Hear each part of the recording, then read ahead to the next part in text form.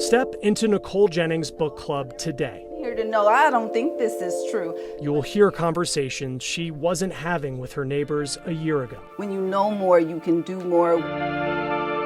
This book club was born in the months after the death of George Floyd. The discussion is often about issues at the core of what took place less than 10 miles from where they live in the Minneapolis suburb of Edina. The fact that I'm a person of color. So for me to talk about life is not difficult, but for someone else to talk about my life and my experiences and to understand them from my point of view, it takes a lot. Literally, the world was watching. It takes someone who would want to listen and want to learn and not feel as though anyone's pointing fingers, but my reality is my reality. For 8 years, she's lived in this neighborhood that is mostly white. Unless you get out of your bubble, out of your comfort zone, you'll never recognize what you're impacting and what's also impacting you.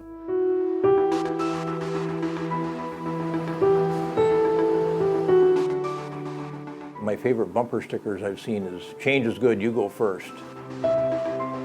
Like many suburbs across America, Edina is evolving. Mayor Jim Hovland says his city has taken steps over the years to become more inclusive, like hiring a race and equity coordinator. Gaining a better understanding of what these issues have historically been for people that are different from us, that have faced more impediments in life, things that we just took for granted. Usually in Edina, I think we try and stray away from the hard conversations about race, diversity, and inclusion in order to avoid conflict. High school senior Shreya Kunkamulla has taken an active role in Edina when it comes to social justice. She's building a virtual art gallery titled From Struggling to Healing. It's something that we can all come together with and come to appreciate together, and I think from that, then we have the ability to understand other people and where they're coming from. And you've inherited it. It's hard to know what progress looks like for an issue so deep.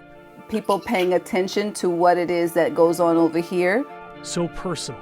There's no yardstick for progress when you think about the centuries of acts that have not been discussed. Nicole says book club conversations have grown over the months to be authentic. We can take what we're reading and look around us in the world. It's the fact that we listen, and by doing so, we learn from each other. As we close in on a year since many parts of America started having uncomfortable conversations, Nicole says it's important the discussions don't go quiet. Ahmaud Arbery, right? That was before. And then right after that was Breonna Taylor. And it was like sequential. And again, you don't recognize it until it got in your backyard. That was frustrating. That was frustrating. It was that concept. It wasn't the fact that let's talk about it moment. No, I'm eager to do that, actually. So I welcome it. In Edina, Minnesota, I'm Chris Stewart reporting.